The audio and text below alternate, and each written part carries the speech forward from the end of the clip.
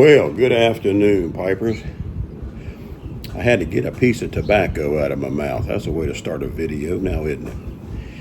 I am coming from you from the shop today, and AKA the garage. And I'm having me a Rough Rider Sweet cigar. That's the Rough Rider Sweet cigar in a Robusto.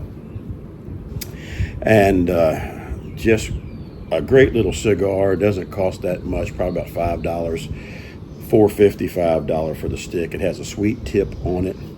And let me get this turned around just a little bit, guys. And just a well-made cigar for the money. And so you can't beat it. I got my fans turned on.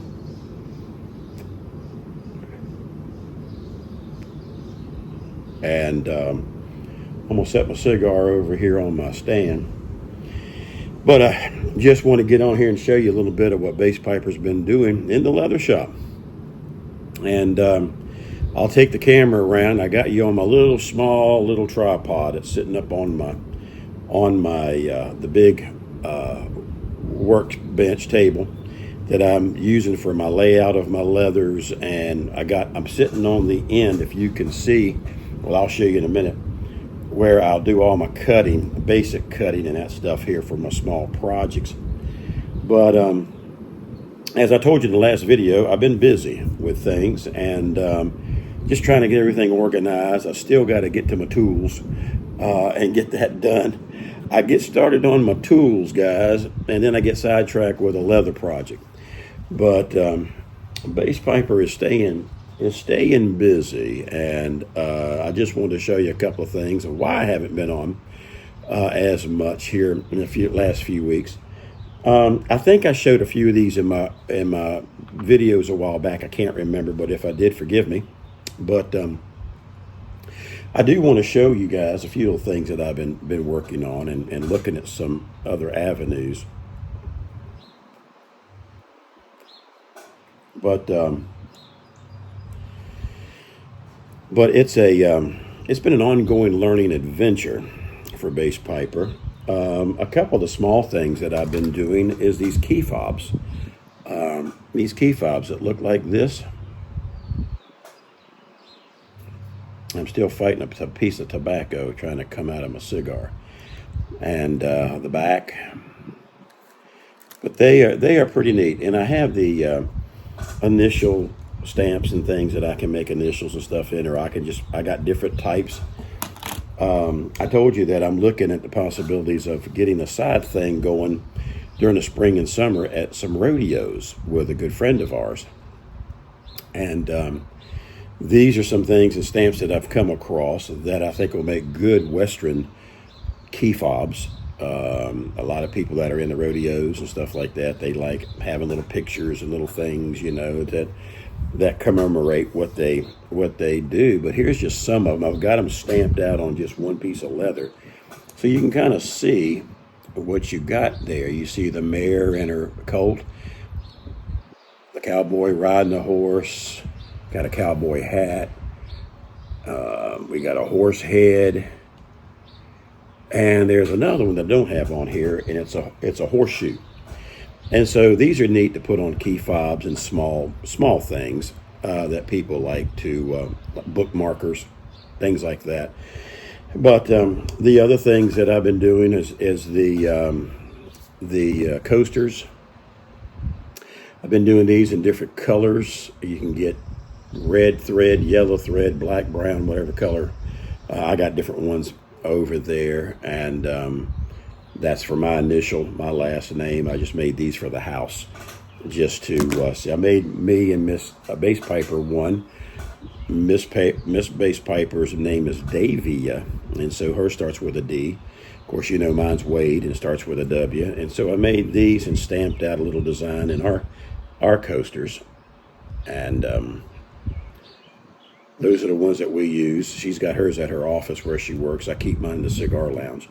These with different colors we keep in the living room. So as people come over and they go, "Oh, I like that. Hey, well, I know somebody that can make that for you." So a good little my neighbor's coming in from work. a good little business prop that if somebody likes something, I knew the person that can make it. Last weekend, I was telling you that I want the cigar to go out, guys, especially when I got the fan blowing almost right on it. But I made a field notebook cover for a little small field notebook, and kind of used the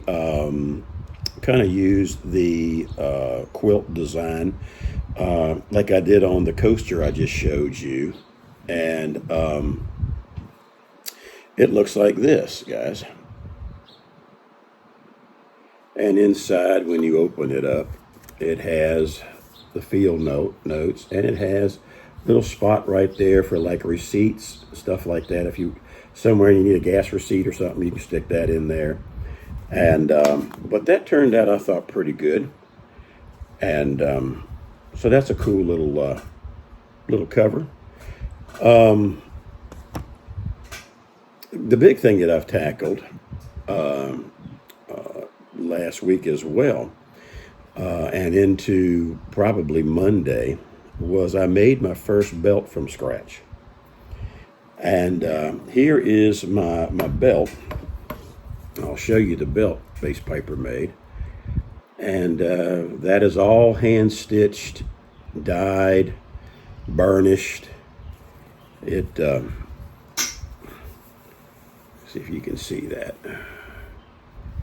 And I put more of a little Western type belt on it, buckle on it, with a keeper. You can kind of see that, the keeper.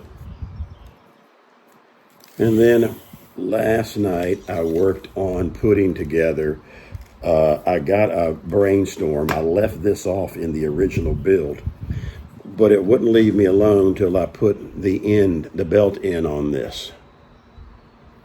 And so it turned out to be, when it all comes together, it turned out to be a nice looking, I thought, belt. And kind of looks like that when it's together. So Bass Piper has been busy with some things, and we'll set this over here. But that little tip, I'm going to tell you, was about an hour project getting that thing on. And mainly because of the fact that you have to cut the leather. Your tip has to be cut and narrowed down. Well, this one was after the fact because I'd already stitched it and I couldn't cut but so much off of it, or I'd go into stitches and now jack the stitches up and unravel that. So I had to, I was having my drill out. I had everything for leather work. You never thought you'd have to use a drill. But the little keeper piece, basically the holes that they use, these little teeny micro screws that you got to use like a watch or jeweler's screwdrivers with. And buddy, if you blink or it sticks to the sweat of your finger or whatever and you drop it in the floor, forget trying to find it. But the holes in the keeper, let me show you the keeper, in the end buckle piece, you can see how small these little things are.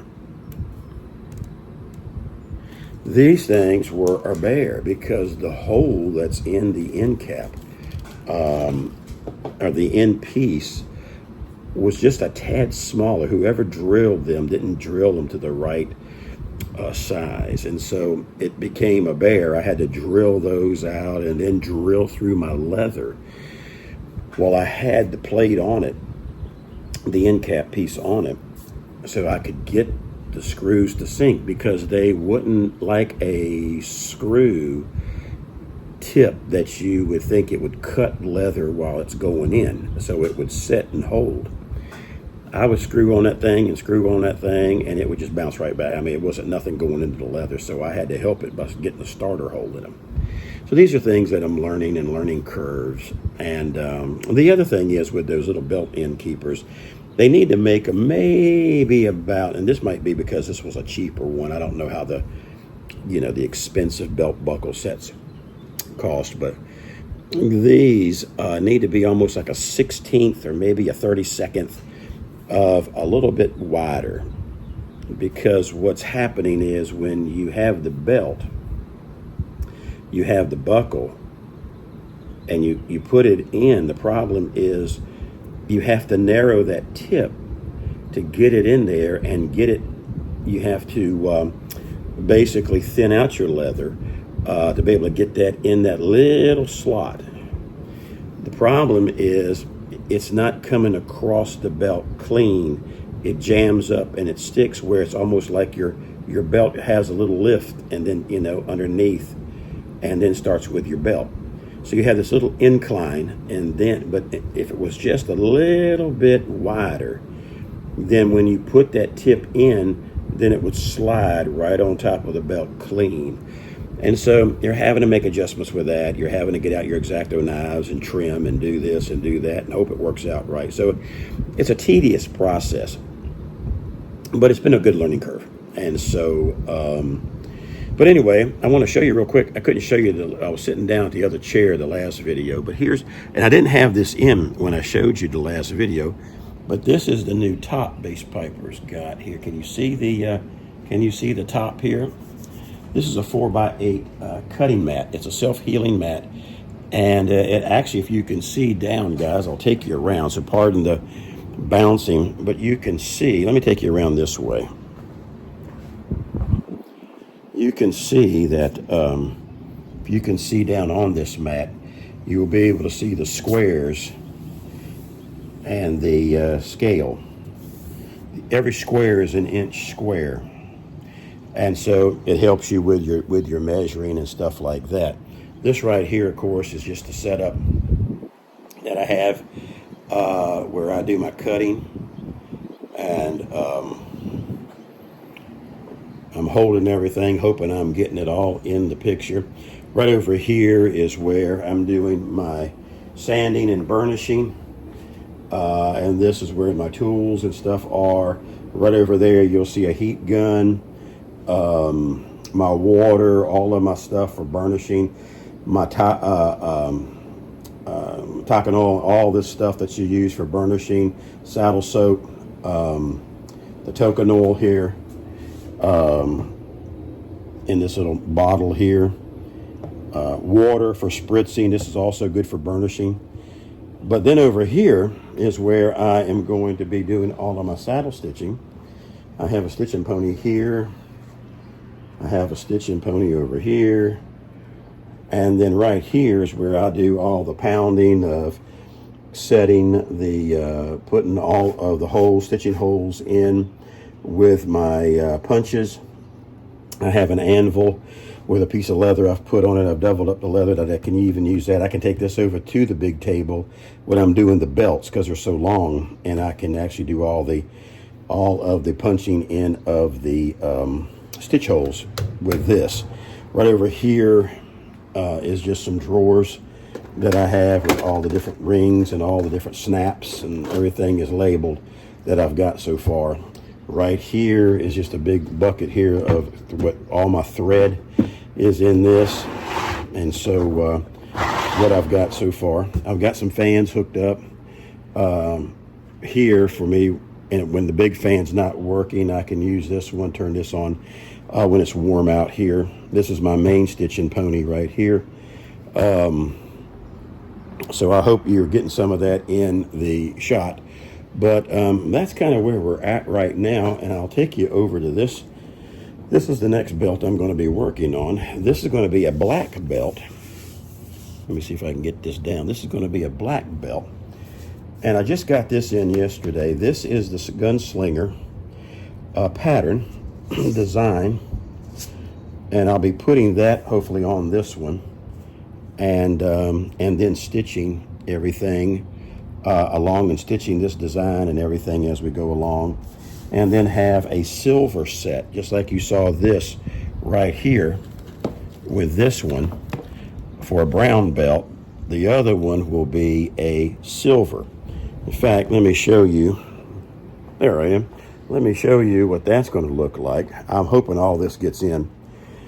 trying to talk and just let me see where my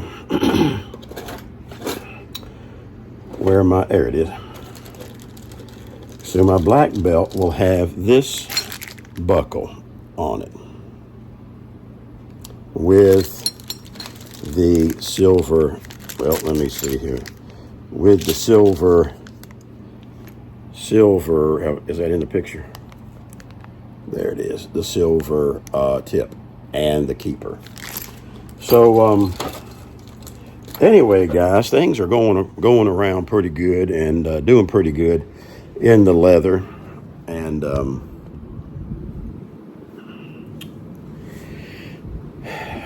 but we're staying busy. I got some more templates coming in today, and for wallets, and I've got a tote bag that I'm gonna try my hand on, learning how to do the gussets. Anybody don't know what the gussets are? They're the side pieces when you have a pocketbook or a tote that expands, it keeps it expanded out however wide you want it. So they're the end pieces, and they tell me those can be a learning curve experience. So anyway, guys, that's what Base Piper has been doing. I'm gonna put my stuff here. I think, yes, it has. My stogie has gone out because I've been talking. But anyway, just want to get on here and show you a few things I've been busy with, and still in a learning curve, still taking it day by day, and no pro at it yet. It'll take me a little while, but anyway, we're enjoying it, and I hope it turns into a nice little part-time gig, side hustle as I call it, to offset some cost and things, and my salary at the church. So we're just going to see how that happens. I hope everything turns out with the rodeo thing. That I'm not going to look at doing anything this year.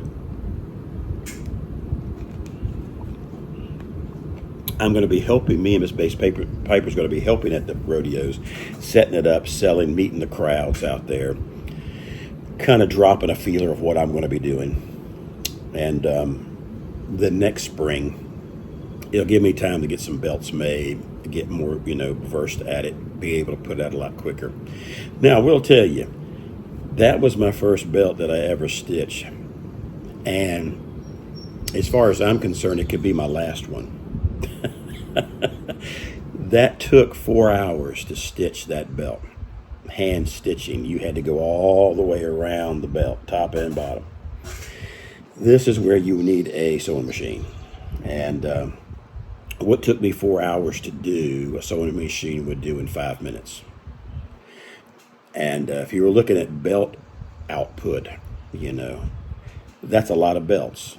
When you take 10 minutes into 4 hours, how many belts can you put out just stitching them? So when you buy something that's handmade, you can now understand why it costs more. And when it's truly handmade, that belt is handmade from start to finish. All the burnishing, all the dyeing, staining, the putting together of the Chicago screw, putting the holes in for the Chicago screws, all the billet holes for the belt, all the stitching. Same way it'll be with this black belt. Now, this black belt, I'll have to hand stitch it. That belt will probably take me probably 5 hours, because I got to now stitch in the gunslinger pattern into this. So, and that's done separate in a different way than your normal stitching. So, hand stitching is no joke, guys. And for the small projects, you're fine. But for belts and big projects, it's a time-consuming thing. And that belt right there has 54 feet of thread. 54 feet. Miss Base Piper was in the garage here, and I was down my driveway. Let me show you. I was down past way down past the truck, stretching the thread out, because you go, well, Base Piper, how in the world do you get 54 feet? Well, Base Piper wears a 52 belt. That ain't waist, that's just the size of the belt. So you have to go the whole length of the belt, then come back with the whole length of the belt to get to get the length. Okay, you go up one side 54, you go up the other side 54. That's 104 inches, right? No, 108 inches. 52. I'm sorry, it's 104 inches. 52 and 52 is 104. Well, then you got to multiply it by 4 to 5 of those. So by the time you take all your inches divided by the feet, you got about 50 feet that you're dealing with, because you got to realize you're sewing everything. And so it takes 4 to 5 times whatever your length is. If you're doing even a little key fob, you measure your thread. Okay, we got this little piece right here. Well, yeah, but you got to multiply that by 4 times, so that by the time you get done, you're not running out of thread to finish your project. So there's a lot that goes into it and a lot of time, and so that's what makes some leather projects and leather goods expensive. And because it's all handmade, you take a different appreciation when you have to do it yourself. So, but I thought that was pretty cool. I didn't put on my belt, I didn't put a backing on this. I was going to, but I'm going to put one on my black one, but I left this all natural back here. Just the natural, instead of putting a backing on it. So, I'm going to put that probably on my black belt.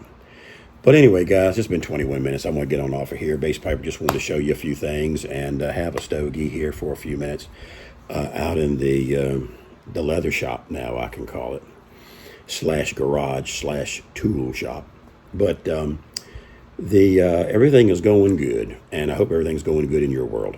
And we will look at talking at you later. Y'all have a great weekend. The gym is going good. Me and Miss Bass Piper is working out at the gym. And I found a gym cheaper, so I dropped the YMCA and going in town to a gym that I can go anytime. In fact, it's called Workout Anytime. You can work out 24/7 there. We have a little pass that we can hit by the door and go on in. If we want to work out at midnight, we can do that. And it locks you in, and you can go work out and do what you want to do. But it's a lot cheaper than the Y. And so me and her can go for the price of it was costing me just for one at the Y. But anyway, we're working, trying to get a little healthier and get some blubber off. And as we accumulate that, like I said, when we get older. And so anyway, we're going to have a good weekend, hopefully. And we want you to have one too. And subscribers, thank you for all your support and love you guys.